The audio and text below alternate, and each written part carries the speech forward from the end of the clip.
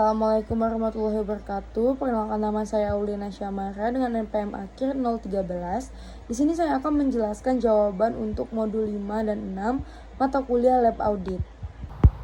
Oke, yang pertama di modul 5 tentang siklus perolehan dan pembayaran beban dibayar di muka.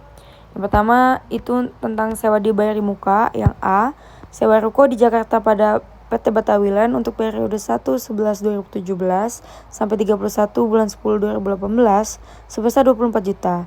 Nah, telah berakhir dan kemudian diperpanjang kembali dengan nilai sewa sebesar 30 juta per tahunnya, belum termasuk PPh dan PPN untuk periode 1/11/2018 sampai 31 bulan 10 2019.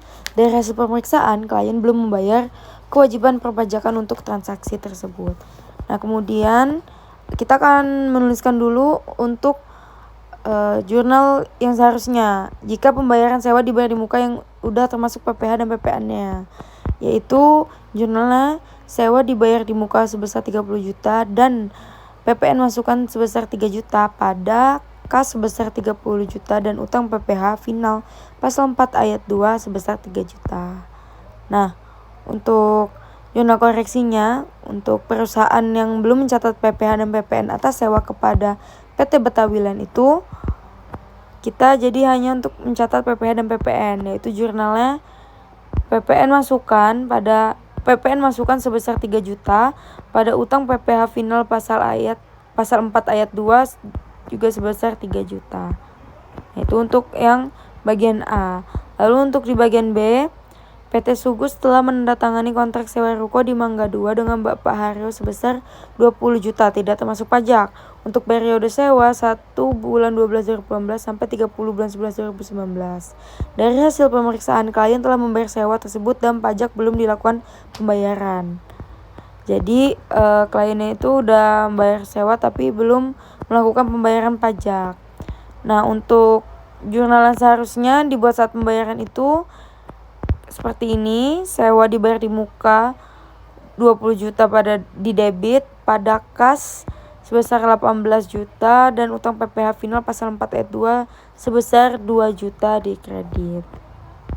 Nah, jadi klien itu udah bayar sewanya tetapi belum bayar untuk pajaknya. Nah, ini jurnal untuk koreksinya untuk perusahaan yang belum mencatat PPh atas sewa kepada Bapak Haryo. Nah, jurnal itu sewa dibayar di muka sebesar 2 juta di debit pada utang PPh final pasal 4 ayat 2 sebesar 2 juta di kredit. Nah, selanjutnya kita akan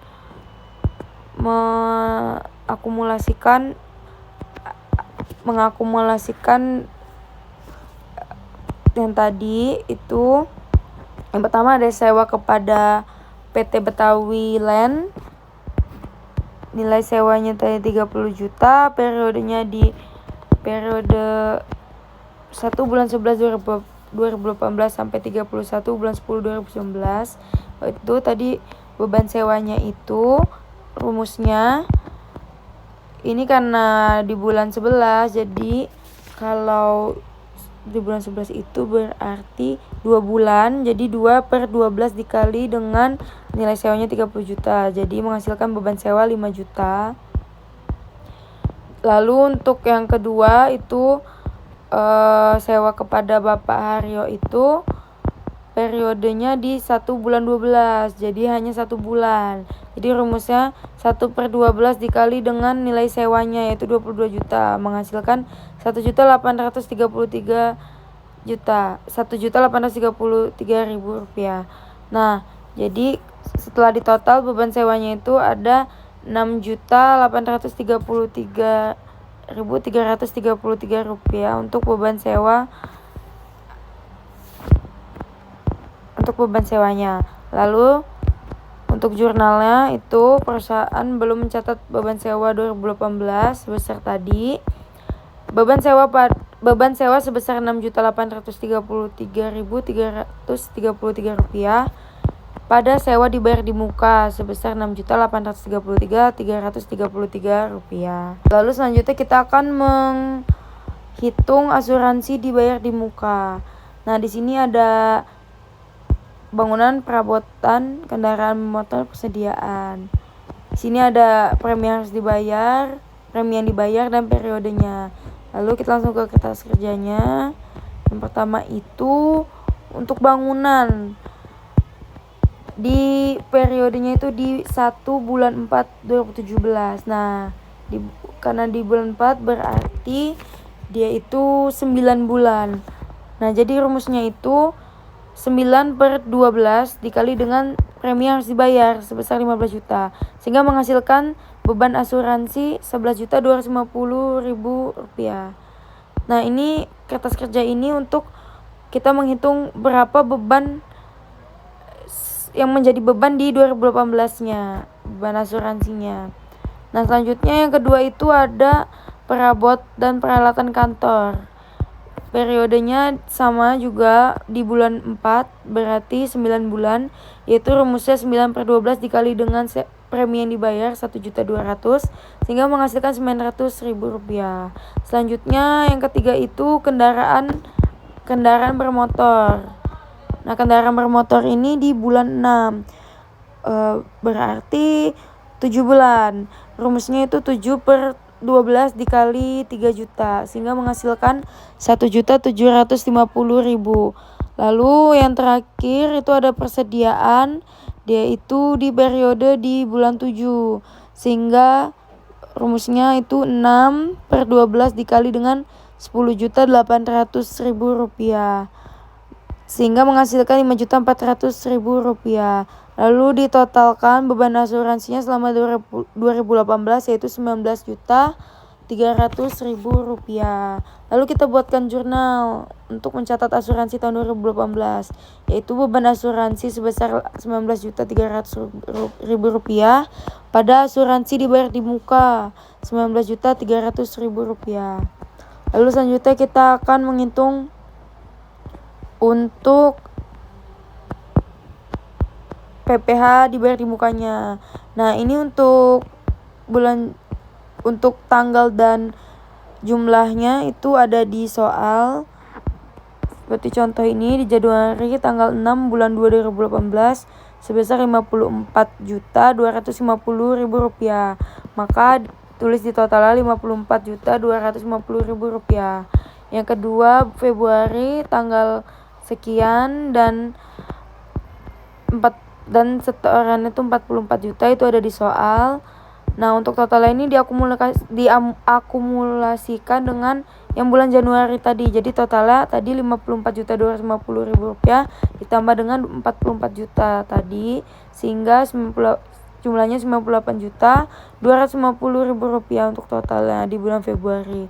Nah, seterusnya sampai menemukan total akhir yaitu 494.250.000 rupiah. Nah, selanjutnya setelah kita udah hitung semuanya, kita masukkan ke kertas kerjanya untuk sewa, asuransi, dan pajak dibayar di muka. Ini ada keterangannya, ada saldonya. Nah, lalu kita lihat di sewa dibayar di muka itu akunnya tadi itu untuk sewa dibayar di muka ada di sini di sebelah debit ada sewa dibayar di muka sebesar 2 juta dan kemudian kita tulis di sini untuk debit 2 juta. Lalu tadi juga ada sewa dibayar di muka di bagian kredit di sebelah sini sebesar 6.833 sekian. Kita tulis juga di sini kreditnya. Maka menghasilkan per auditnya tadi jadi untuk sewa dibayar di muka 45.166.667. Lalu selanjutnya untuk asuransi dibayar di muka. Nah, asuransi dibayar di muka ini tadi akunnya ada di kredit sebesar 19.300.000. Nah, maka kita tulis di sini sehingga menghasilkan saldo per auditnya itu 10.700.000. Nah, untuk pajak dibayar di muka tadi tidak ada penyesuaian Jadi kita langsung menjumlahkan saldo per auditnya 45.166.667 ditambah dengan 10.700.000 sehingga menghasilkan saldo per audit 55.866.667 rupiah. Selanjutnya untuk di modul 6 di sini ada temuan untuk investasi. Yang pertama itu ada investasi saham PT PUH sebesar 100 lembar dengan nominal 1 juta per lembarnya. Lalu yang kedua ada investasi saham PT Piglet sebesar 300 lembar dengan nilai nominal 1 juta per lembarnya. Dan uang muka pembelian gedung sebesar 22.500.000 rupiah. Lalu di sini juga ada informasi tentang laba dan dividen yang dibagikan. Untuk PT PU sebesar labanya 200 juta, dividennya 20 juta, dan PT Piglet 100 juta dan 16 juta. Oh ya, untuk perlu diingat ada metode pencatatan investasi. Pertama itu ada kepemilikan di bawah 20% itu dengan metode biaya, di bawah antara 20 sampai 50% metode ekuitas, dan di atas 50% itu metode konsolidasi. Oke, kita akan buat catatan pemeriksaan. Yang pertama, berdasarkan hasil pemeriksaan kita perusahaan belum catat pengaruh penyertaan investasi saham. Nah, yang pertama itu PT PU. PT PU itu di sini tadi itu 100 lembar, berarti dia 10%. Sehingga kita akan mencatat PT PU dengan kepemilikan 10% atau dividen yang akan dibagikan. Jadi jurnalnya itu piutang dividen sebesar 2 juta pada pendapatan dividen sebesar 2 juta. Nah, 2 juta ini dari mana? 10% dikali dengan dividen yang akan dibagikan yang di sini tadi. Dividen PT PU ini tadi. Nah, selanjutnya untuk yang kedua, untuk PT Piglet. Nah, PT Piglet ini tadi 30%, 300 lembar ini. Sehingga menggunakan metode equity atau ekuitas. Jadi ada jurnalnya itu yang pertama, jurnal untuk pengakuan laba tahun 2018 karena ini metode ekuitas. Jadi tadi labanya itu sebesar 100 juta untuk PT Piglet.